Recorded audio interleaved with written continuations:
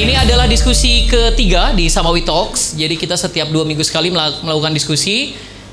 Beberapa topik sudah dilakukan. Yang pertama kita ngomongin soal relevansi kerelawanan politik atau civic volunteerism dalam diskursus demokrasi di Indonesia. Apakah masih relevan di 2024? Kemudian berikutnya kita ngomongin soal anak muda memimpin, kita ngomongin soal isu Gibran dan sebagainya. Pada hari ini topiknya mungkin akan lebih mengerucut terkait dengan Kaisang, makanya Bang Raja Julianto ini sudah hadir di tengah-tengah kita. Terima kasih semuanya yang sudah hadir. Selanjutnya saya serahkan ke Mas Hairi Fuadi untuk memimpin jalannya diskusi. Silakan.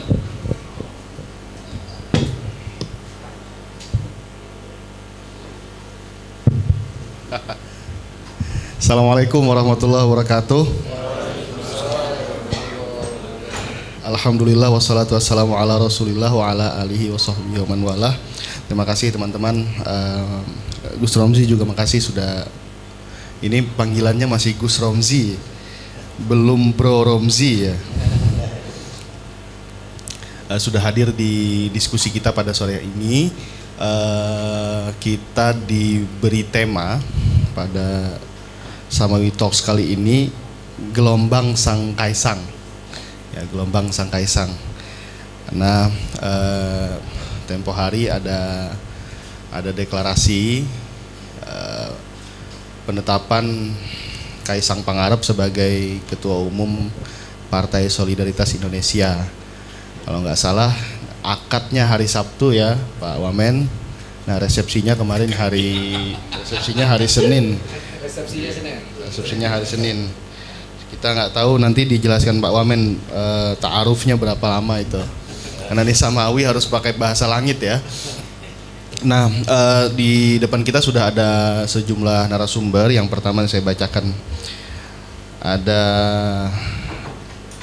Mas Uje Gustaf Pati, Ketua Umum Bara JP. Tepuk tangan untuk beliau. Kemudian masih di jalan ya Mas Kodari dari Direktur Eksekutif Indobarometer. Di samping beliau ada Mas Stefanus Asad Gusma, Ketua Umum PP Pemuda Katolik. Ini Ketua Umum Pengurus Pusat Pemuda Katolik sekaligus utusan Vatikan langsung kayaknya nih datang ke sini. Di samping beliau ya putra kiai lah di Katolik beliau nih. Di samping beliau ada Wakil Menteri ATR BPN ya, pemilik tanah air Sraja Juli Antoni ya, yang punya Kaisang. Kita hadirkan di sini. Sempat didaulat Dewan Pembina kemarin, ternyata Sekjen lagi ya, Sekretaris Jenderal DPP PSI. Ya, tepuk tangan. Di sampingnya lagi ada Sekjen juga ya, Sekjen PBPMI, Mas Rafsan Jani. Tepuk tangan untuk beliau. PBPMI ini pergerakan mahasiswa Insya Allah Islam. Ya. Oke, sistem kita mungkin semacam talk show Pak Wamen dan teman-teman yang lain. Jadi bukan presentasi paparan, kira-kira kita lempar pertanyaan dijawab. Ya, kita tanya, teman-teman jawab, kita tanya, dijawab begitu. Dan Pak Wamen, kita mulai dari yang punya Kaisang. Punya kita bersama. Gelombang Sang Kaisang. Memang di pidato Ketua Umum PSI yang baru kemarin dia bilang bahwa ini arus besar, dan dia mengajak kita untuk mendukung sekaligus bergabung dalam arus besar perubahan ini. Kenapa Kaisang Pak Wamen? Silahkan.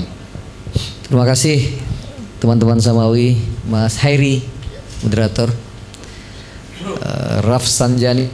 Oh ini orang Iran kayaknya. Gus, ini Gus juga nih, Gusma dan abang Anda, mau cek. Gus Uce. wartawan banyak bertanya ke saya, ini ada apa sebenarnya? Kira-kira demikian kebanyakan wartawan bertanya. Sebagai mantan santri, kalau santri ada mantannya nggak? Nggak ada ya? Ada. Saya bilang ya ini berkah di bulan September. Bagaimana membayangkan satu partai yang sering diledek, sering dihina sebagai partai ingusan, partai bocil, partai tidak punya etika, apalagi tuh. Kemudian ketua umumnya adalah anak seorang presiden. Ya, saya menganggap ini adalah berkah dan sekaligus rezeki anak soleh. Ya. Mungkin juga bagian dari doa, hasil dari doa-doa orang terzolimi. Tapi saya percaya dengan konsistensi, Bang. Konsistensi bahwa dengan segala keterbatasan yang kita miliki, dengan keterbatasan baik itu dari SDM yang terbatas, dari sumber resources yang juga terbatas, capital maupun human resources yang terbatas, kami di PSI berusaha untuk konsisten dengan nilai-nilai yang kami perjuangkan. Alhamdulillah wa syukurillah, puji Tuhan ya, anggota dewan yang ada di berbagai macam kota ya jauh lah dari tindakan atau praktek korupsi. Bahkan di Jakarta yang fraksi yang terbesar ada 8 kursi ya lumayan menjadi sparring partner Amin ya. Amin masa kini, bukan Amin lalu, itu Amin Rais ya, ini Amin baru. Dan hal semacam itu kami lakukan. Pembelaan terhadap kebinekaan, keadilan, memperjuangkan toleransi dan melawan intoleransi juga secara konsisten dilakukan oleh teman-teman PSI. Termasuk di dalamnya ya melakukan advokasi, pembelaan terhadap Pak Jokowi sendiri ya. Di pemilu yang lalu ya teman-teman jubir kami berjibaku lah untuk melawan semburan kebohongan ya yang disemprotkan terus-menerus oleh lawan ya. Nah saya kira konsistensi itulah yang mungkin akhirnya juga membuahkan hasil. Selain itu memang ya lagi-lagi ya ini ngomong samawi nih ya, berkah ini, berkah dari Allah. Cukup atau mau tanya lagi? Iya, jadi begini Pak Sekjen. Ini talk show ya, bukan ini ya. Bukan monolog ya, dialog ya.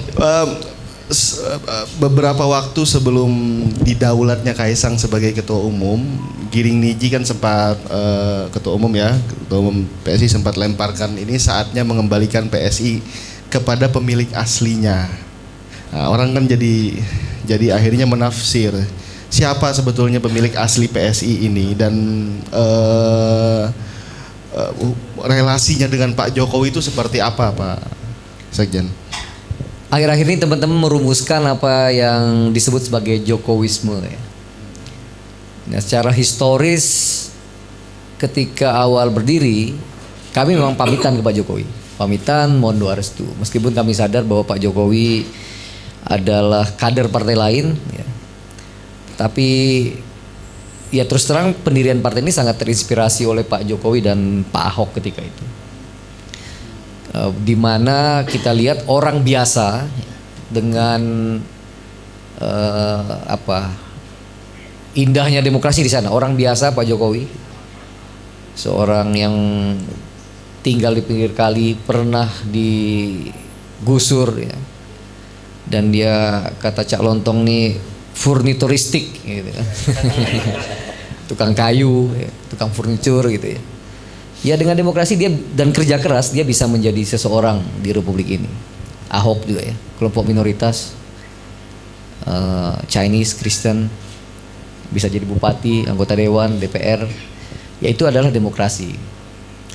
Nah, kami pamit ke Pak Jokowi ketika itu dan alhamdulillah pertemuan rutin terjadi ya, dan kalau ada pertemuan rutin itu ya saya nggak tahu kalau dengar dari yang lain kan dengan partai-partai lain, ketua partai lain agak-agak cepat aja itu pertemuan kan. Kalau dengan kami bisa lama ya, mungkin karena anak kecil ya bocil tadi ya, mungkin Pak Jokowi juga lebih nyaman kasih tahu ini itu strategi begini begitu, cari diferensiasi, kalian harus beda ya, sambil dia sampaikan juga.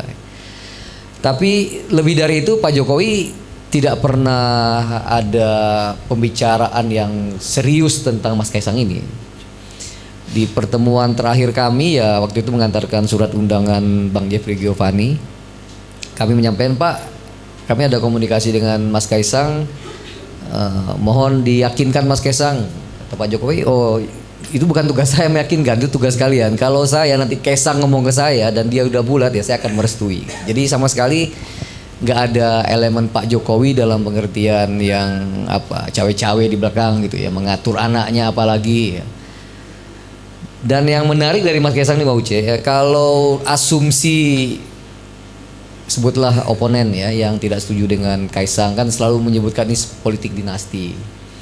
Ini cawe-cawe presiden ya. Yang menarik dari peristiwa politik ini adalah kalau betul Pak Jokowi ini cawe-cawe dan mampu melakukan intervensi ke partai-partai lain, kok anaknya malah masuk ke partai 0, Bang Uce. Ya. Dia bisa di mana saja, tapi ini menunjukkan bahwa anak muda asal Solo itu ya seorang petarung sebagai pejuang kan. Dan ketika ngobrol dengan kami di awal-awal sebelum jadi itu bilang ya saya ingin mempunyai legacy sebagai anak usia 28 tahun. Saya bisa dengan bantuan tentunya nanti dari Bapak Ibu sekalian dari relawan ya bisa tembus parliamentary threshold, dan itu bagi saya sebuah kepuasan kata Mas Kaisang. Jadi terus terang ya relasi balik ke pertanyaan tadi, relasinya ya seperti itu tadi. Kita rumuskan menjadi Jokowisme akhir-akhir ini ya yang kita breakdown menjadi itu tadi orang biasa bisa jadi luar biasa ya. Komitmen terhadap demokrasi, pembelaan terhadap minoritas, politik kesejahteraan, ya, politik berkeadilan. Sosok itulah ada di sana. Oke, makasih. Kita tepuk tangan dulu untuk Pak Wamen ya, Pak Sekjen dan Pak Wamen. Bang Uce, Bara JP. Di pidatonya Kaisang ada semacam open call dari ketua umum yang baru ini untuk menjadikan PSI sebagai rumah besar relawan Jokowi. Nah, kita ingin pantau sudah sejauh mana kira-kira komunikasi ketua umum yang baru ini dengan teman-teman relawan. Apakah juga relawan sudah siap berganti baju kira-kira, dan lanjut ke perjuangan berikutnya. Kalau 2014, 2019 perjuangan politik relawan adalah merebut pemimpin di eksekutif, maka hari ini ada semacam calling dari Kaisang, ayo kita main dari hulu, dari legislatif. Silahkan Bang Uce. Terima kasih. Terima kasih. Assalamualaikum warahmatullahi wabarakatuh. Ini kan sebenarnya elemen relawan. PSI ini elemen relawan, cuma bentuknya partai. Saya juga memaklumi kenapa seorang Kaisang memilih PSI. PSI ini seperti startup, suatu partai politik dengan gaya yang betul-betul baru. Sebuah partai politik yang dengan seenaknya ganti ketua umum itu sama dengan relawan. Jadi bagi beberapa relawan sebenarnya ini next step. Kami tiba-tiba merasa bahwa punya jaringan. Sebelumnya kalau relawan itu kan mau naik kelas mau turun kelas tetap levelnya relawan. Naik kelas dia relawan, naik kelas dia relawan. Sekarang untuk sebagian besar teman-teman ada wadah namanya PSI. Kita punya wadah untuk naik kelas, bisa menjadi anggota parlemen, bahkan bisa menjadi apa saja karena merasa bahwa PSI bisa mewakili aspirasi teman-teman. Jadi sebenarnya tidak ada yang aneh dengan istilah tadi kembali kepada yang punya, karena kan betul-betul sama seperti relawan yang lainnya. PSI juga sama kan, terinspirasi dan lahir melulu karena ada seorang sosok yang bernama Joko Widodo. Kira-kira begitu ya, Bro Sekjen. Dan saya merasa sangat terhormat pada waktu Ketum PSI berkunjung ke kami pertama kali. Waktu itu saya bilang bahwa ini napak tilas 2014 10 April Pak Jokowi datang ke kami. Pada waktu itu kunjungan pertama beliau ke relawan itu datang ke markas Barajepe. Ini hanya napak tilas dan jelas bahwa membuat kami tiba-tiba merasa punya harga diri berlipat. Kami dihargai, dianggap. Sementara ada yang lain kan nganggap bahwa peran kami itu nggak ada. Saya juga merasa bahwa apa yang dilakukan PSI sebenarnya bukan ini ya, bukan balas dendam, tapi jika kita diremehkan, kita tidak dianggap. Yang meremehkan siapa, Pak?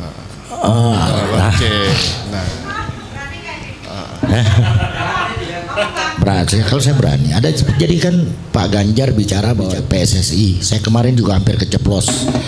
Tapi untung nama saya juga kebetulan GP kan, Gustaf Pati.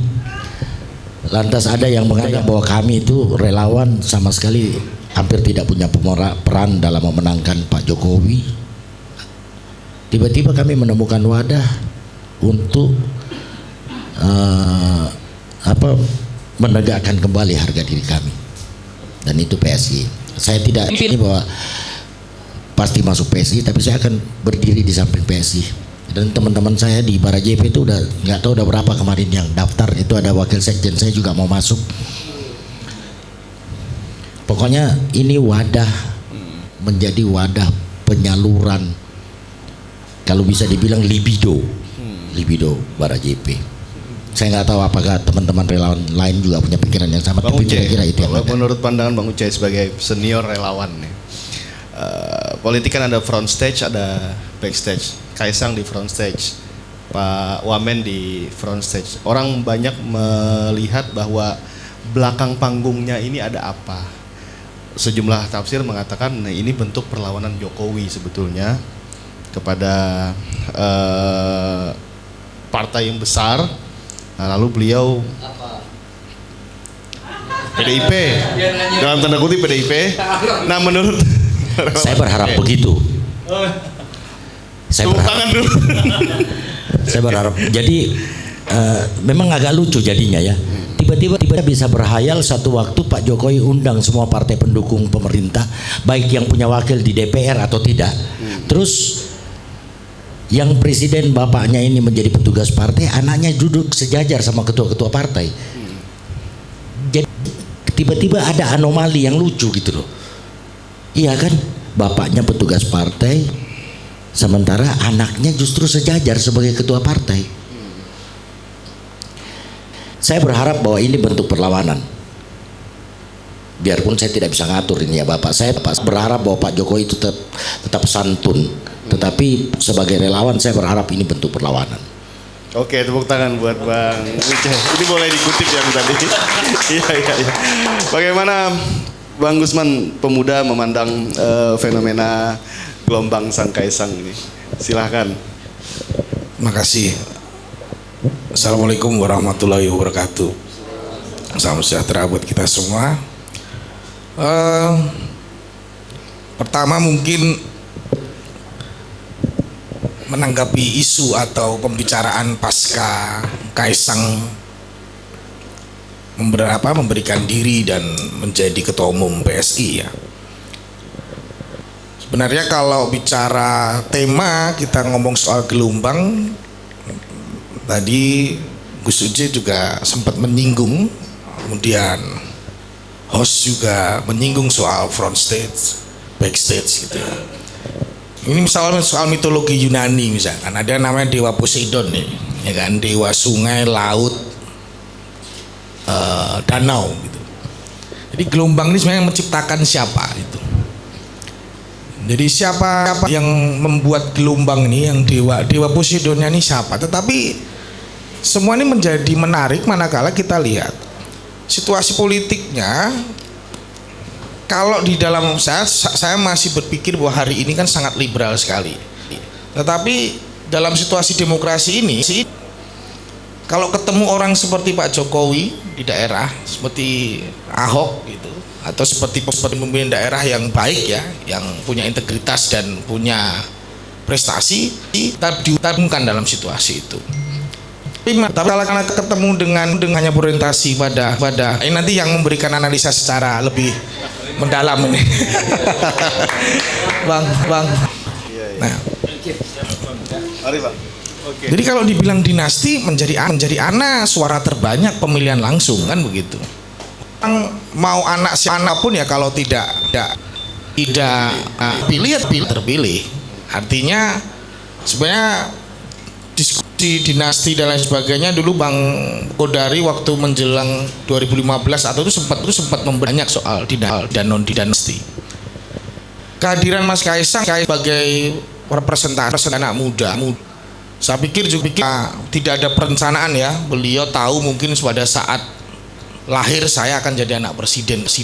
Tetapi ada sebuah politik menurut saya tidak dimiliki orang lain dan lain juga itu jadi tidak bisa kalahkan. Uji cobanya kan ngampang. Cobanya kan kemudian di jelang hari menjelang pemilu 2024 ini. Makanya kan pertanyaan saya dari awal kira-kira Dewa Posidonya siapa yang sekarang berperan menjadi masa lautan danau sungai yang akan membuang tsunami politik ini yang pasti PSI sendiri pertama adalah lolos usul.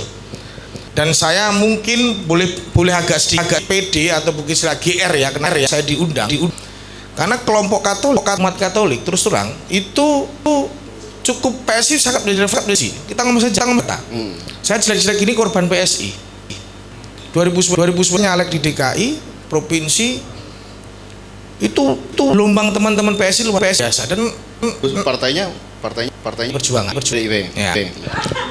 Jadi ya kan clear bukan PSI analisa saya itu jadi bagaimana narasi itu mampu ditangkap oleh umat Katolik dengan sangat clear dan percaya. Konteks percaya adalah bahwa ini menjadi partai alternatif yang akan, tapi PSI kampanye juga keren waktu itu. PDI Perjuangan perlu teman di parlemen untuk memperjuangkan beberapa persoalan intoleran dan lain sebagainya. Itu keren. Tapi menurut saya gaya kreativitas. Nah, maksud saya kehadiran Mas Kaisang ini kan nanti akan uji coba atau uji publiknya, uji lapangannya ya setelah ini. Apakah privilege dan kemudian nilai tambah yang sekarang sudah ada di dalam diri Mas Kaisang terkait pasti sebagai anak presiden kita nggak bisa menafikan itu. Lalu kemudian infrastruktur PSI yang hari ini ada di seluruh Indonesia juga menjadi satu nilai tambah. Lalu isu-isu yang benar kemudian dimainkan dan yang terpenting adalah soal pilpres. Saya pikir disinilah peran Dewa Poseidon itu. Ini satu baru ada riak-riak, sebenarnya belum gelombang ini baru riak-riak kecil dengan Mas Kaisang jadi ketua umum saja sudah seperti ini. Yeah. Nah, tinggal nanti gimana Dewa Poseidonnya memainkan karena Dewa Poseidon ini punya senjata nama Trisula. Yang buat namanya Kiklop. Nah, Trisula ini kan kalau dalam panti perang ini kan calonnya siapa, infrastruktur politiknya bagaimana dan logistiknya bagaimana kan begitu. Saya tadi tanya Mas Raja, Bang, 4% itu konversi suara berapa? Saya pikir 25 juta Bang, ternyata 6-8 juta. Ya kalau di kampung saya di Solo Sragen sana dengan situasi politik liberal hari ini ya terhitung ya tidak terlalu mahal juga sebenarnya. Tinggal orang-orangnya betul berjuang, calegnya juga benar, saya pikir kan itu. Dan saya kan memang komitmen juga, artinya di teman-teman muda Katolik kita juga kader kita arahkan. Kalau ada kesempatan ada kocok ulang ya nanti kita bicara lagi nih Bang Raja nih kalau ada kocok ulang caleg ini kira-kira itu. Ini jelas sudah pendelegasian ya. Bisa masuk mantan caleg PDIP delegasikan kadernya ke PSI. Makasih Bang Gusman. Kita mau ambil pendapat yang Islam dulu nih. Ini PMI dan PSI kan kalau dilihat kasat mata kimiawinya agak jauh ini Pak Sekjen, Pak Rafsan ya. Gimana PMI memandang gelombang Kaisang ini? Makasih. Assalamualaikum warahmatullahi wabarakatuh. Alhamdulillah Allahumma sholli ala Sayyidina Muhammad. senior-senior yang saya hormati, ini senior seluruh referensi saya dalam pergerakan, sahabat saya, Mas Hairi, teman kosan saya. Begini, menanggapi pertanyaan Mas Hairi, saya ingin menjawab dengan sebuah lamunan. Waktu itu sekitar tahun 2020, saya tuh waktu perjalanan naik Grab pernah melamun. Saya bilang segmen masyarakat sosial politik yang tidak terbelah bagi saya waktu itu adalah segmen nasionalis marhaen. Jadi kalau kita lihat secara umum, bila kita pakai pendekatan politik aliran gitu ya, ada Islam, lalu ada nasionalis gitu ya. Dibagi lagi, nasionalis itu kan ada nasionalis kira-kira priai, abangan, lalu yang Islam ada Islam tengah. Nah, saya melihat praktis apalagi bercermin kepada partai yang lolos parlemen di 2019 itu praktis yang tidak rebutan segmen itu PDI Perjuangan. Jadi kalau misalkan dari segmen Islam itu jelas, misalkan Islam tradisionalis ada rebutan PKB 3, Islam kanan ada rebutan PKS dengan Gerindra. Begitu juga dengan nasionalis priai, misalkan ada Golkar, Nasdem dan lain sebagainya. Islam modern juga misalkan ada PAN di sana. Nah, saya berpikir ini PDIP ini menggarap satu segmen. Dan saya menduga ada satu partai politik yang belum lolos ke parlemen, yang ini menurut saya salah satu kompetitor untuk meyakinkan pemilih, yaitu PSI. Dan itu dibuktikan dari cerita teman saya di suatu daerah, tepatnya di Kota Tangerang Selatan, di sebuah dapil, ada dapil yang tadinya PDIP 3 kursi menjadi 2 kursi, 1 kursinya PSI. Nah, yang ingin saya katakan adalah bahwa nasionalis marhaen ini adalah komponen bangsa yang sangat besar, kekuatannya sangat besar, yang barangkali tidak akan teropeni jika dikelola oleh satu partai saja. Apalagi dengan ton, menurut kami itu agak-agak old fashion gitu ya. Nah, sedangkan PSI itu datang secara radikal, itu benar-benar dengan penampilan baru. Meskipun menurut saya kampanye yang dikedepankan oleh PSI itu cenderung progresif dengan segmen anak muda, lalu on-nya itu urban. Ini menurut kami kenapa PSI kekurangan suara di daerah-daerah rural, karena isu yang dikembangkan itu terlampau progresif menurut saya. Toleransi, lalu misalkan dengan panggilan brosis aja kan, kalau kita datang ke Tasik atau ke Garut agak susah gitu Bang, ya kan? Itu urban banget. Nah, Mas Ketum. Jadi menurut kami PSI itu menyimpan satu kekuatan yang bisa match dengan kelompok marhaen yang jumlahnya sangat besar. Nah, lalu ada fenomena tsunami politik, apa istilahnya tadi? Gelombang. Kalau menurut saya ini lebih dari gelombang, lebih gelombang. Dengan Mas Kaesang jadi ketua umum.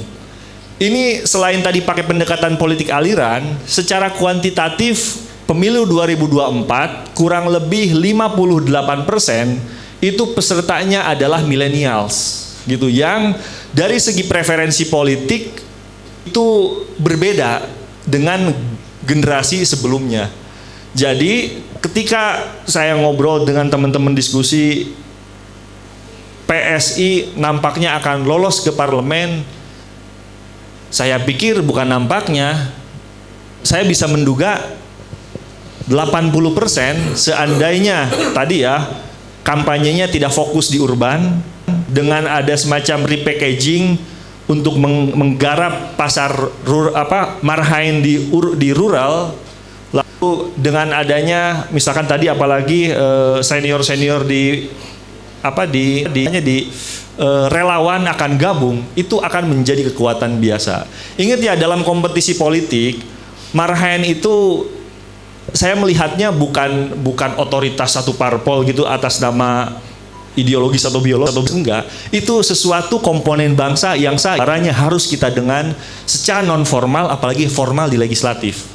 Saya memandangnya demikian. Nah, lalu selanjutnya kalau saya melihat fenomena relawan ini, menurut saya relawan ini begini ya, kalau dari segi partisipasi politik.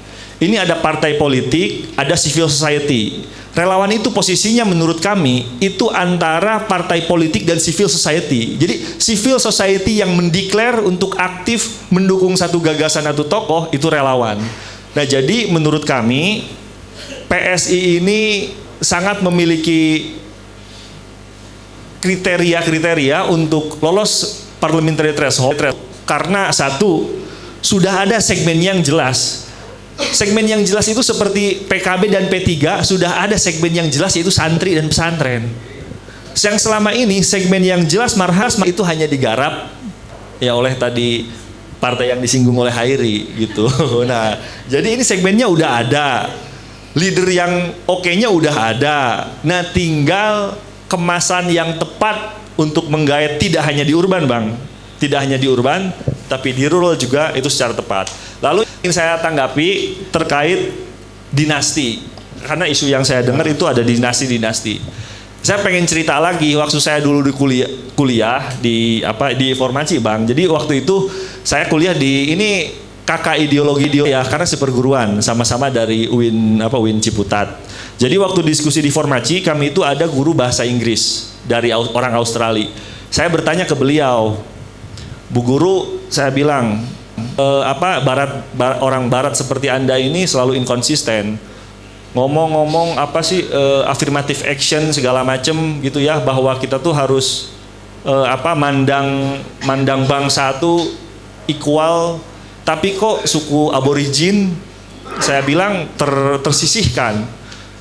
Lalu dia nanya, apa buktinya? Misalkan representasi di ruang publik, di ruang private, di bisnis itu tersisihkan. Apa tanggapan Anda? Kata dia, kira-kira, Mas, justru kami ini orang yang sangat meritokratis, justru kami ini orang yang sangat profesional, jadi pendekatan untuk menentukan seseorang layak atau enggak, itu tidak memperdulikan suku, tapi memperdulikan kapasitas. Begitu juga saya memandang dengan orang-orang misalkan,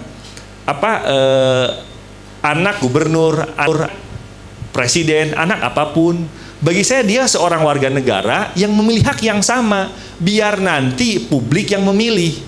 Jadi seandainya misalkan anti politik dinasti, jangan pilih anak pejabat, itu bukankah menciderai hak konstitusi dia sebagai warga negara yang memiliki hak sama untuk tampil di ruang publik? Jadi menurut saya variabelnya adalah bukan soal hubungan biologis, tetapi variabel meritokratis, kemampuan dia dalam leadership dan mengelola sebuah organisasi. Terima kasih. Oke, makasih, tepuk tangan dulu buat Pak Rapsan. Jadi Pak Wamen, ini cluenya jelas dari Sekjen PMII. PSI kuat di kota, tapi lemah di desa. Dieksplor lagi, siapa yang harus diambil suara di desa? Dia bilang marhain desa. Dia bilang. Jadi basisnya PKB sama P3 juga belum dia kasih ke kita. Ke PSI maksudnya. Kalau udah kita aja. Tapi saya ke Mas Kodari dulu. Mas, ya, gelombang Sang Kaisang ini kira-kira menurut kacamata juru survei, kira-kira gelombangnya ini hanya di pileg atau sampai ke pilpres? Nah, silakan. Gas, Pak, gas. Ya. Jangan, kalau gas itu sudah identik dengan yang satu. Oh, iya. Siap. Jadi begini, saya mungkin nggak langsung ke sana ya.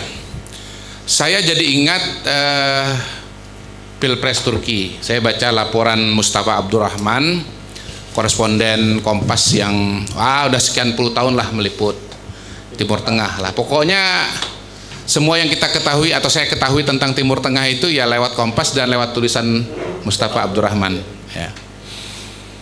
Jadi Mustafa Abdurrahman mengatakan begini, di Pilpres Turki itu tahun ini ternyata Kemalisme dikalahkan oleh Erdoganisme.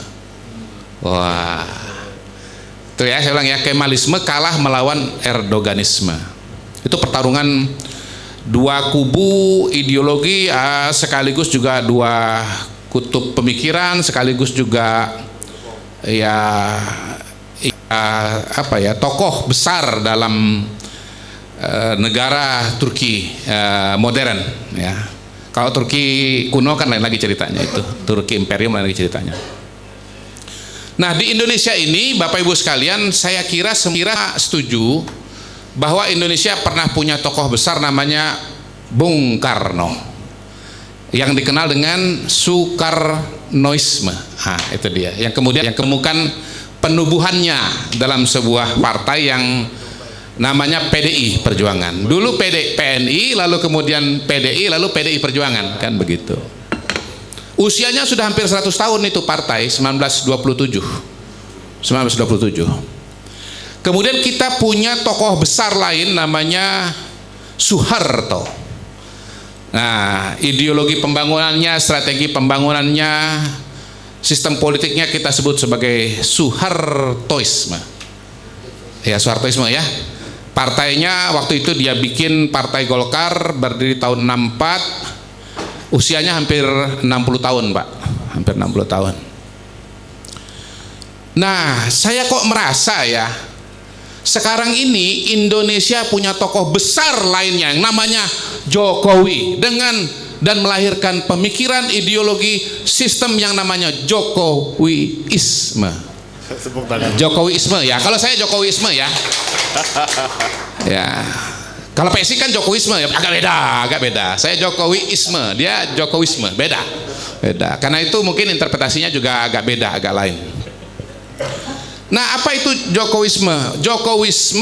Jokowiisme adalah sebuah mazhab pemikiran yang pertama-tama ideologinya adalah Indonesia sentris, bahwa yang harus merasakan pembangunan, yang harus mendapatkan manfaat pembangunan itu bukan cuma Jakarta, bukan cuma Jawa, bukan cuma Indonesia Barat, bukan cuma Indonesia, tapi juga seluruh Indonesia.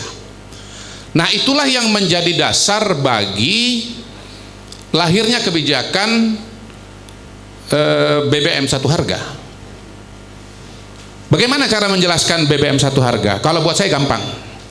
Orang Papua memberontak, orang Papua tidak merasa menjadi orang Indonesia, lalu kita marah-marah sama orang Papua, Anda kok nggak merasa sebagai Indonesia? Gitu. Itu nggak bisa disalahkan. Kenapa? Ketika harga BBM-nya beda, ketika harga semennya beda, lalu kemudian Anda mengharapkan dia sebagai bangsa Indonesia, Anda gila, gitu, ya kan? Jadi kalau harganya sama, harga BBM-nya sama, jalan bagusnya sama, PON diselenggarakan di sana, gedung olahraganya juga bagus besar di sana, baru kita bisa mengatakan, teman-teman Papua, Anda adalah satu bangsa, satu negara dengan kita, gitu. Itulah filosofi menurut saya kenapa Pak Jokowi itu membuat Indonesia Turki.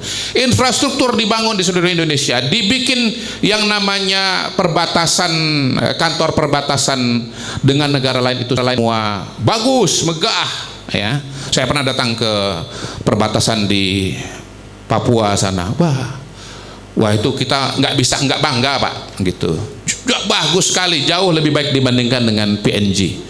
Gitu. Makanya saya heran juga Lukas NMB ngapain dia ke PNG. Papua ada begitu bagus. Untuk alasan yang berbeda ya. Untuk alasan yang berbeda.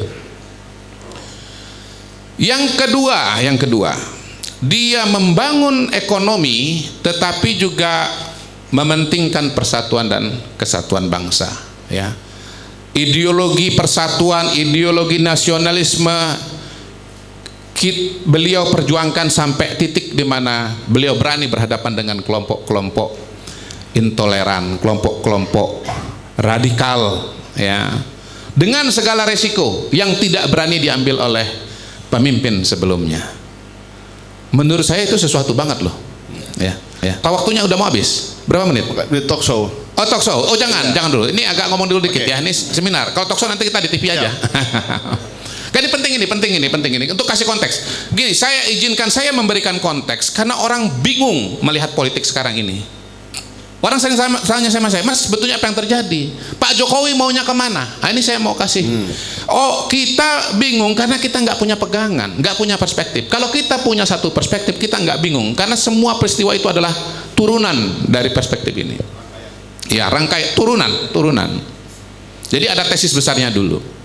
Nah, yang ketiga, apa itu Jokowisme? Pak Jokowi mau Indonesia jadi negara maju tahun 2045. Untuk menuju negara maju 2045, syaratnya sudah jelas.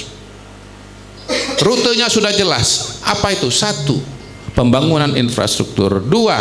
Digitalisasi. 3. Hilirisasi. 4. Pembangunan SDM, termasuk di dalamnya pendidikan, kesehatan, pangan, energi. 5. IKN Nusantara. Nah, Pak Jokowi mau memastikan bahwa Indonesia Maju ini termasuk dengan cara-caranya itu dilaksanakan secara konsisten. Jangan dibatalkan, jangan mulai dari awal lagi. Kata beliau, kita sudah kuliah, masa kita turun lagi ke SD, ke SMP, SMA. Kan begitu kan? Gitu. Kata beliau, Indonesia kepemimpinan Indonesia 2029 sangatlah penting. Artinya apa? Ini Pak Jokowi mau memastikan bahwa perjalanan Republik sampai dengan 2045 menjadi negara maju itu adalah sesuatu yang jaga begitu. Nah, karena itulah kemudian beliau akan mencari cara, mencari jalan bagaimana agar Indonesia rutenya, jalannya dilaksanakan oleh pemimpin yang tepat. Yang tepat itu seperti apa?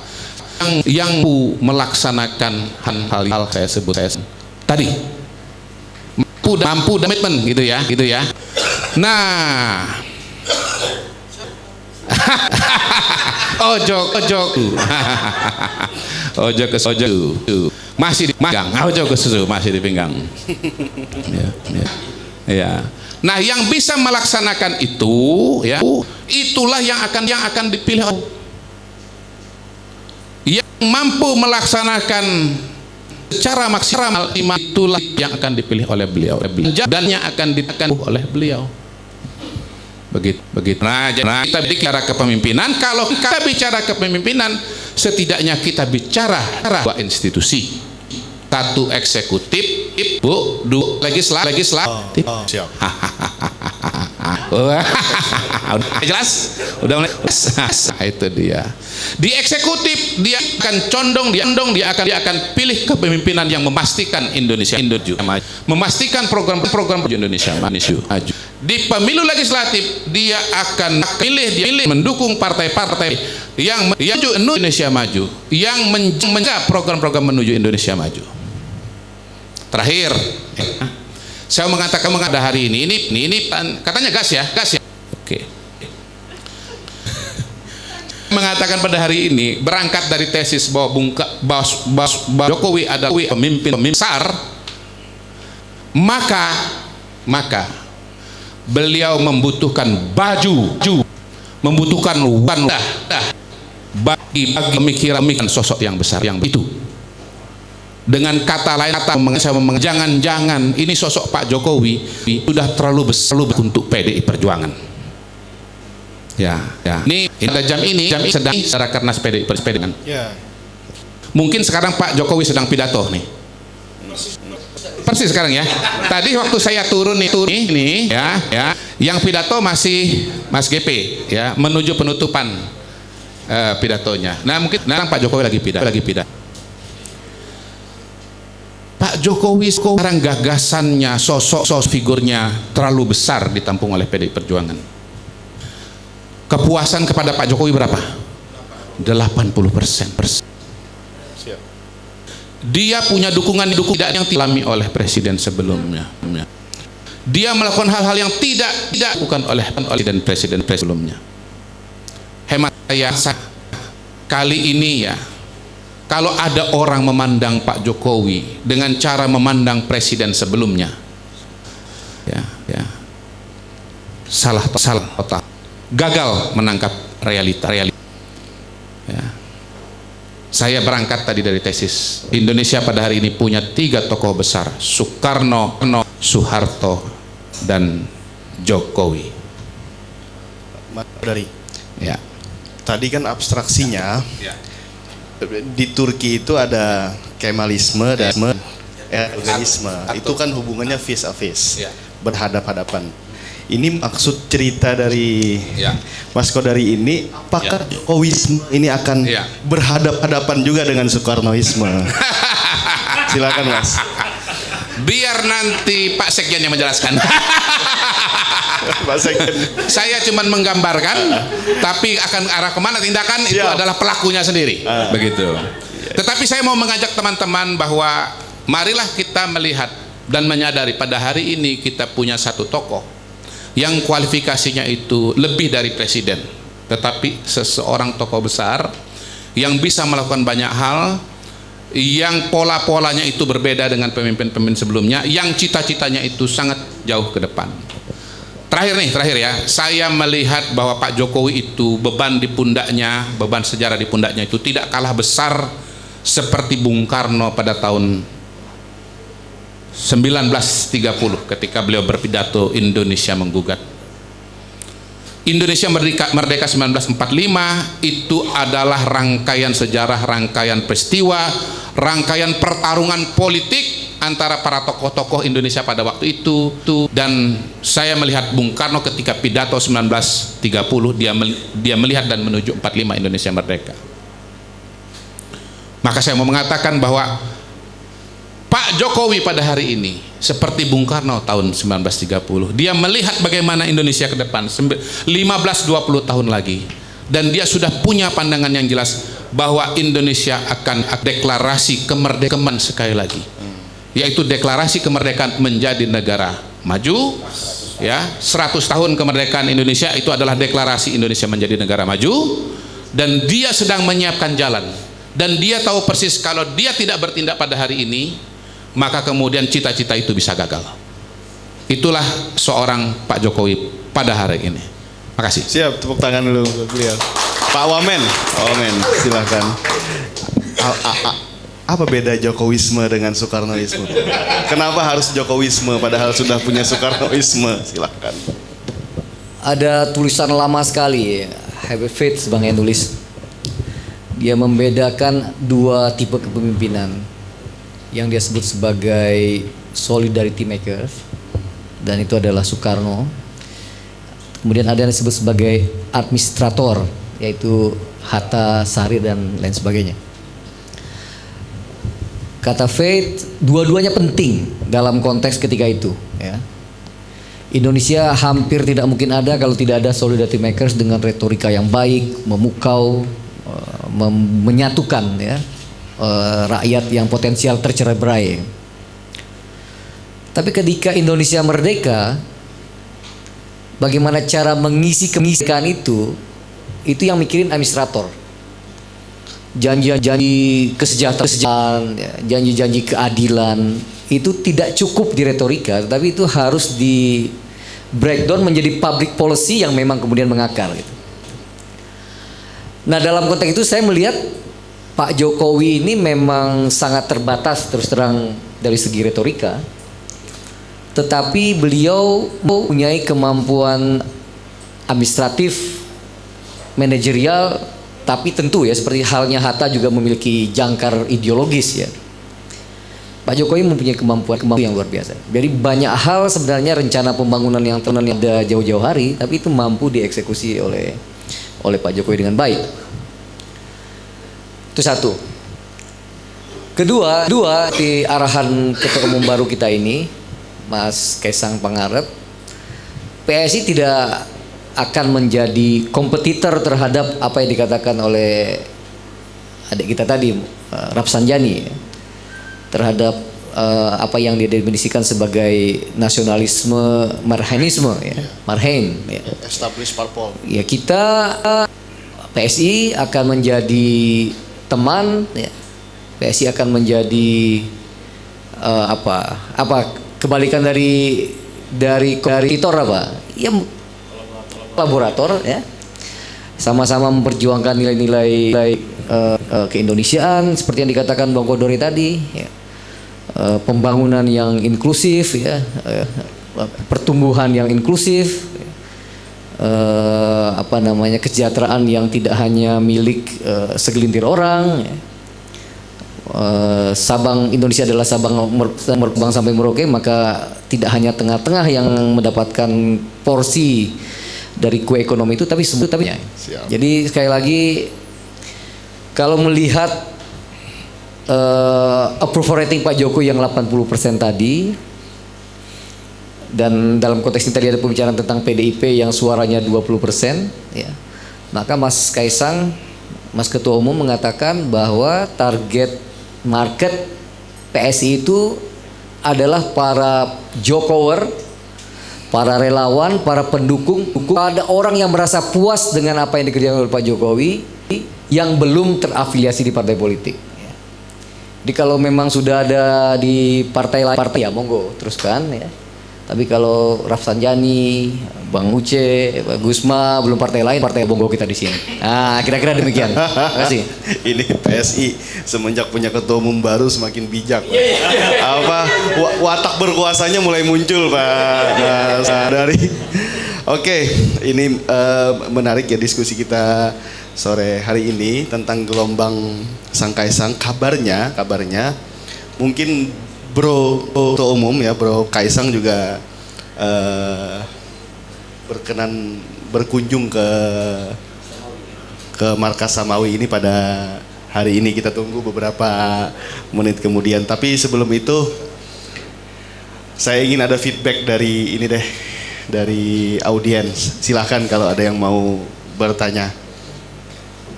Monggo.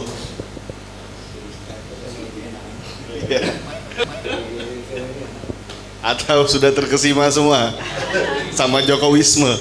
Dan oke, silakan Pak. Oh ya, terima kasih. Saya anak buahnya Pak Uce nih. Terima kasih. Jadi bagi saya sudah mulai agak jelas apa yang akan disampaikan kepada audiens tentang PSI sebetulnya, dengan uraian sedikit dari Bung Kodari tadi. Jadi Jokowiisme itu sebetulnya isinya apa? Yaitu tadi, ya. Saya kira paparan saudara ini tadi bahwa memang PSI itu menang di rural, di urban, tetapi kalah di rural. Pengalaman saya ikut beberapa kali pileg. Kalau pengalaman saya di lapangan kelihatannya memang seperti itu, Bung. Ini ya. Jadi ke depan barangkali kita perkuat di situ. Dan beberapa dari kami siap untuk memperkuat PSI. Ya. Sesuai dengan arahan Ketua Umum kami bahwa iya, kita siap, ya. Kita siap berjuang bersama-sama dengan PSI bersama dengan Bro Kai, ya. Saya pernah di legislatif, jadi punya pengalaman sedikit tentang itu. Di Jawa Barat, salah satu daerah pertempuran yang cukup keras biasanya, ya. Mungkin yang perlu agak diperjelas sedikit dari Bung Kodari adalah, ya, ini Bung Kodari nih, karena banyak memberikan pelajaran tadi, jadi justru banyak pertanyaan gitu, ya. Apa betul bahwa apa yang dilakukan oleh Pak Jokowi sekarang ini sebagai salah seorang pemimpin besar Indonesia, ya, bisa dipahami oleh masyarakat kita sekarang ini? 80% itu luar biasa. Saya tidak menemukan seorang pemimpin di dunia ini yang tingkat kepuasan masyarakatnya bisa sampai 80%. Kalau di DJA 90%, Pak. Di mana? Di DJA 90%. Oh gitu, ya. Nah, ya, jadi itulah jualan yang utama sebetulnya Bung Kodari. Ya, barangkali kami ini yang siap-siap bersama dengan Pak Sekjen PSI, Pak Wamen, ya mungkin diberikan bekal sedikit lah gitu. Terima kasih. Langsung aja, Pak. Yang lain aja sekali. Langsung. Ya, Kalau disingkat satu kalimat, apa pertanyaan Bapak? Bagaimana breakdown 80% itu? Bagaimana breakdownnya? Oh, oke. Menurut saya sebetulnya apa yang dilakukan oleh Pak Jokowi itu sudah dipahami paling tidak sebagian masyarakat Indonesia ya. Kalau tidak dipahami rasanya tingkat kepuasan nggak puas sampai 80% kan gitu kan. Ya, bahasa presidennya mungkin begini, ku tahu yang kau mau. Itu dia. Ya. Jadi yang kalau di breakdown ya tingkat kepuasan masyarakat Indonesia kepada Pak Jokowi itu yang besar itu yang besar satu infrastruktur. Artinya apa? Artinya pembangunan infrastruktur itu memang diapresiasi oleh masyarakat. Yang kedua, bantuan-bantuan ya. Yang notabene sebetulnya kalau diteruskan dalam 5 program yang saya sebutkan tadi itu masuknya kepada pengembangan SDM. Ya, termasuk misalnya PKH, kartu sembako murah, ya kartu Indonesia Pintar. Itu kan semuanya program-program yang ditujukan kepada sumber daya manusia. Nah, kalaupun belum ada yang dipahami, Pak, cukup dipahami. Hemat saya itu adalah tugasnya relawan Jokowi dan tugasnya PSI untuk menentukan kepada seluruh masyarakat Indonesia. Tugasnya. Kalau dari PSI dan dari relawan Pak Jokowi itu berhasil, menurut saya suara PSI bisa akan sangat besar. Nah, ini ilustrasi lagi nih. Ilustrasi lagi ya. Seorang Erdogan itu partainya selalu memenangkan pemilu legislatif di Turki. Seorang Erdogan. Ya, dan menurut dia buktian bahwa Pak Jokowi itu salah satunya nanti di pemilu legislatif. Salah satunya.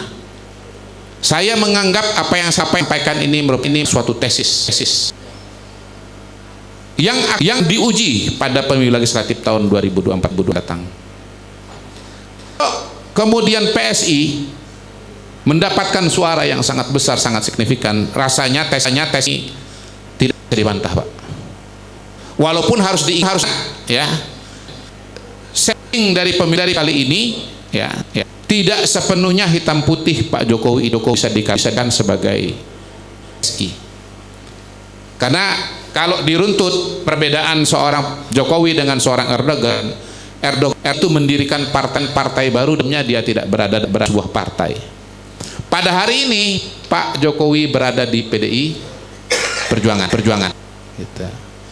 Tapi saya melihat Jokowi bertransformasi menjadi seorang tokoh besar yang membawa ismenya sendiri dan ya yang membutuhkan suatu waktu, tempat penubuhan sendiri agar dia bisa berkembang dengan leluasa.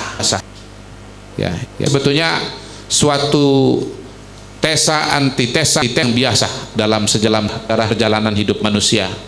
Ada yang lama, ada yang baru, ya. Dan ini selalu berjalan. Dalam suatu kesempatan saya mengatakan begini. PSI adalah start politik. Dia adalah yang lahir generasinya dan untuk generasinya dan membangun depannya sendiri.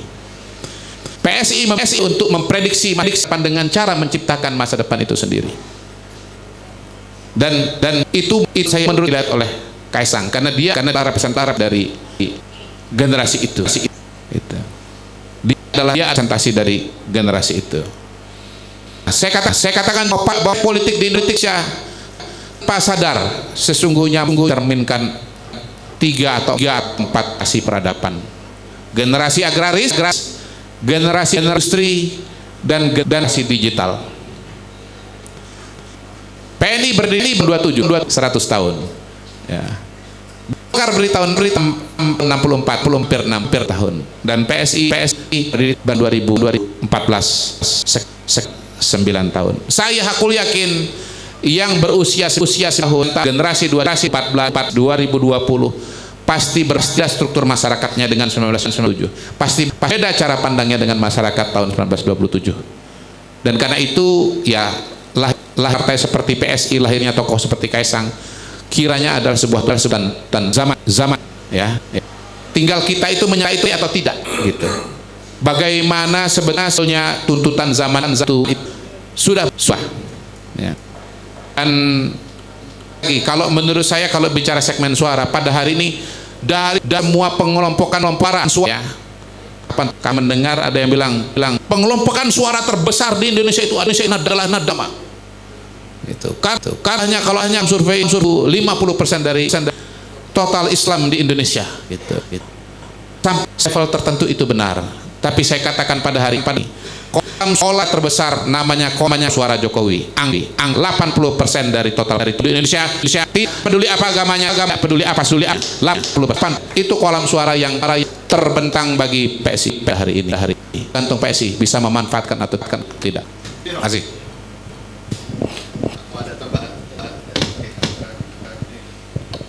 Ya, tadi betul ya bahwa itu faktual bahwa PSI ini masih menjadi partai urban dan kata di Sanjani. Dan itu terbukti ya. Anggota legislatif kita yang netes dari 2019 itu ya Jakarta, Bandung, Semarang, Jogja, Surabaya, Kupang, Manado, Medan, Batam, sebagainya. Ya belum sampai Bondowoso ya. Jadi PSI masih menjadi partai jelita, belum jadi partai jelas. Kira-kira demikian. Nah, saya kira disitulah konteksnya kami juga minta kan ke abang di sini semua, mana ini bisa menjadi perahu kita bersama, kapal kita bersama. Agar tadi mempunyai elektoral ke desa-desa, ke bahkan ke rural tadi ya, dan apa ya, memang ini partai baru, strukturnya masih baru ya, bisa jadi sangat ya dengan relawan tadi Rumah besar kan. ya bisa kata Mas Kaisang ini adalah di rumah besar, menjadi rumah besar yang nyaman, yang aman untuk teman-teman relawan Pak Jokowi. Saya kira, ya, terima kasih. Oke, makasih Pak Sekjen. Silakan.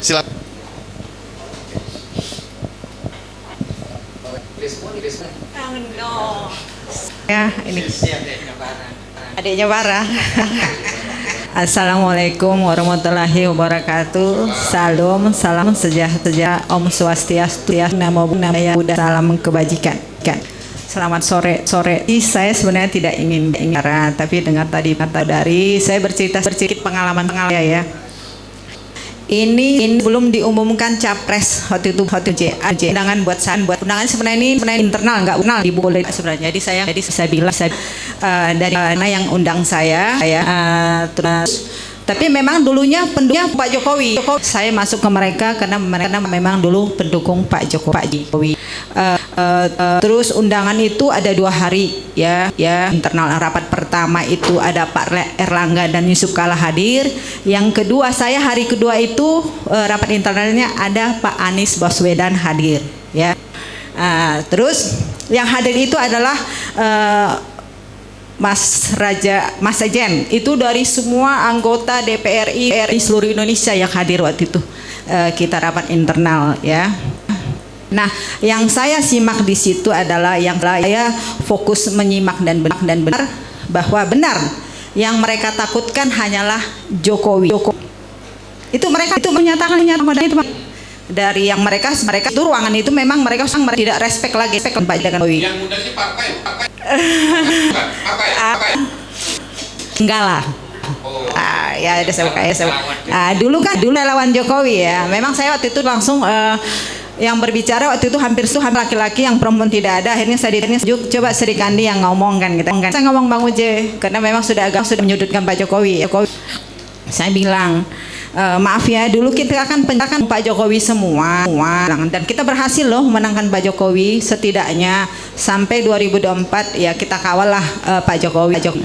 Tapi memang dari yang di ruangan ini semua anggota DPRI yang tidak pro lagi Pak Jokowi. Sudah itu pengumuman itu hari belum ada pengumuman capres. Nah, mereka memang yang sangat takut dengan kalau Pak Jokowi bilang udah kita nggak bakal menang gitu. Nah, ini kunci Jokowi nih. suara terbesar itu hanya di Pak Jokowi. Itu real, itu dari Ripal katakan, karena saya ikut hadir di situ. Tapi mereka tahu benar kalau saya tidak. Memang itu sematanya juga dengan Pak Anies Baswedan, karena saya kan untuk berbicara. Yang saya tanyakan Pak Anies Baswedan hanya satu, yang lain yang nggak berani ya.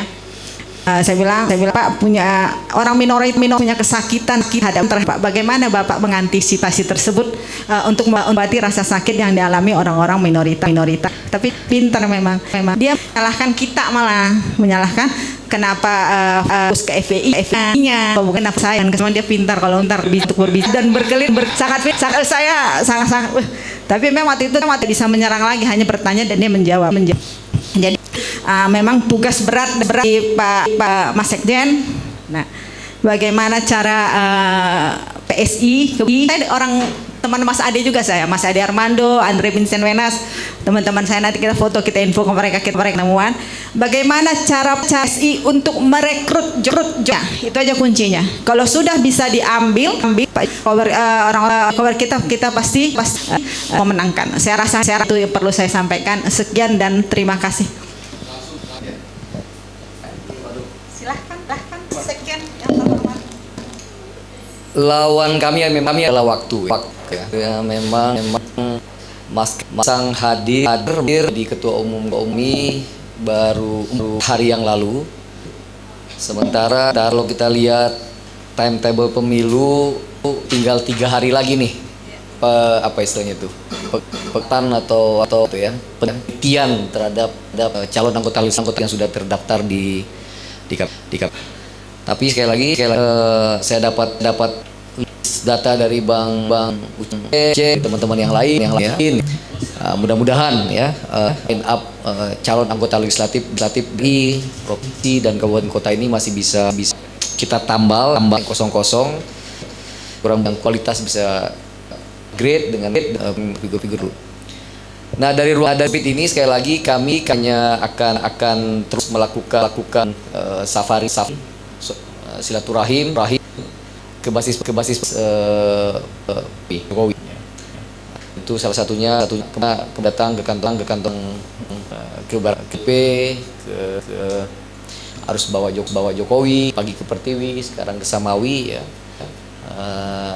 Minta dengan kerendahan tolong bahwa ini adalah rumah kita bersama yang harus kita kelola secara bersama. Jangan sampai perahu ini ada yang bocorin sehingga bocor gitu, sehingga air tidak bisa berlayar dengan lebih baik. Ayo kita kelola perahu kapal yang bernama PSI. Saya kira empat ke depan itu yang kami bisa secara maksimal ya. Keliling Indonesia ini memang ini saya rutin baru hari dengan beliau, tapi ya ini kelihatan Pak Jokowi muda ya, punya aura pimpinan yang cukup baik. Kita kembali ke daerah Pluit, dan ini kampanye Pak Jokowi 2018-19 di DKI dulu saya lihat fenomena yang agak sama. Ada antusiasme publik yang tidak dapat saya oleh guys atau siapapun di PS ketika datang ke sana dan ada semua yang luar biasa, semua orang pengen salaman, semua orang pengen berfoto ya. Nah ini orang besar. Jadi ini menurut saya betul ada ini Pak Jokowi muda, cara reaksi masyarakat juga fake ya. Baik. Tantangan, tos, dan teman-teman kecil, guyon lain sebagainya. Saya kira kalau kita punya spirit yang kuat, kesehatan jasmani yang terjaga sampai Februari, insya Allah 40% target yang Bro Ketua Umum akan tercapai. Sekali lagi dengan Bapak Ibu. Oke, dulu buat Pak Wamen. Saya mau ke Mas Gusman dan Pak Rapsan ini Rapsan. Karena profil tinggi, kemudian anak muda daftar pemilih juga semakin ya penjelasan dari Mas Andari dari Pusman. Sebetulnya sana kebatinan si pemuda melihat fenomena ini seperti apa? Ada antusiasme yang sama nggak? Ini kan karta PSI-nya. Ya, melihat apapun ya, mau OKP, mahasiswaan atau pemuda, saya pikir yang bisa objektif kita lihat sebenarnya daerah. Kalau yang di Jakarta pusat ini sudah antara olah dan lain sebagainya, sudah akan confuse untuk menilai bias. Makanya saya katakan ini kemarin dua minggu lalu di sebuah media kita kirimkan ke daerah. Mungkin sisi ya, saya melihat survei Litbangko dasar to head begitu, selisih tidak tebal, maka saya katakan sangat simetris. Simetris ini menjadi keuntungan bagi kelompok-kelompok komunitas, organisasi profesi, daerah pun untuk kemudian unjuk diri dan speak up kait gagasannya. Saya katakan begini. Oke lah, kalau bicara konteks PSI ya, kita tadi sudah sampaikan sampai awal Bang Raja bahwa umat Lito khususnya beberapa Jabodetabek lah saya katakan ya, itu cukup sangat luar biasa menjadi tulang punggung para PSI. Saya berani katakan itu, dan saya punya data. Kedua, kalau misalkan bicara muda, saya hari ini tidak ada daerah pun yang dianggap remeh dalam konteks politik pemilu 2024 besok. Artinya rebutan Jawa. Yang perlu diingat, kalau nggak salah Mas Burhan Mutadi kalau nggak 2014 kalau pemilu dilaksanakan ini nanti bisa diklarifikasi. Pilpres 2019 kalau dilaksanakan untuk umat Muslim, sepertinya Pak Jokowi kalau salah di 2019 yang lalu nanti diklarifikasi. Artinya ini seluruh komponen masyarakat, organisasi profesi saja untuk kemudian mana sih pemimpin yang gagasannya tidak gesturnya ya, tapi gagasannya visi kedepannya itu dekat dengan Jokowiisme. Kalau sama Jokowiisme saya belum menemukan sosok capres yang sekarang persen belum ada yang ketemu ya. Bukan Bang, maksudnya belum persis tapi mendekati ada gitu loh. Gitu. Jangan tanya Bang, Jokowi sesuatu. Kalau yang banget dengan Jokowisme siapa? Ya jangan dulu. Jokowi ya. Contoh nih, ini menarik nih. Jadi saya katakan organisasi pemuda sekarang speak up aja. Bicara figur. Jadi asumsikan gagasan mana yang mampu menangkap secara satu ilmiah yang otentik. Ini yang kemudian akan menggiring dan paling tidak akan memberikan efek engage pada pemilih-pemilih pemuda khususnya yang terorganisir di beberapa organisasi kepemudaan atau profesi yang lain. Berikutnya, tugas PS ini kan sebenarnya menampilkan konsistensi dari apa yang sudah Mas Kodari dan Bang Raja soal figur ketua umum. Saya ikut terlibat misalkan karena saya orang Solo terlibat pemenang Gibran. Tapi saya melihat Solo. Bukan bandingkan Gibran tapi lebih lentik Mas Kaisang. Lucunya lugu. Saya kemarin lihat yang Bang Raja Vital yang di videonya bukan yang kemudian melebay-lebaykan ya, tapi menurut saya lebih otentik, bisa tegur sapa dengan masyarakat, tidak ada ketusnya sama sekali. Mas Gibran kan mungkin face-nya agak bagaimana ya, tapi kaku mana harus ngomong dan itu evaluasi kita di awal dulu. Itu cawapres ya kan, saya ini masih tahu ngomong itu ya, artinya semakin banyak mudah kalau semakin banyak calon yang pada arah posisi-posisi itu. Makanya saya tanya oleh teman-teman di daerah di Jawa Timur, di Timur pun saya selalu mengatakan ya hari komitmen kan keberlanjutan pembangun. Lalu kita kemudian kan suguhan masa depannya hari ini kan hanya suguhan elektabilitas pada calon ya, sementara kan 3 calon ini harus ada pemikiran lain supaya yang konteks yang atau pegang disampaikan Bang Kodari ini semakin meluas. Jadi nanti kalau cuman perdebatannya hanya dukung siapa itu bahaya. Makanya saya katakan harus dikasih alat baca konteksnya. Jadi sekarang begitu nih, Jokowi dukung siapa? Oh Jokowi Ganjar.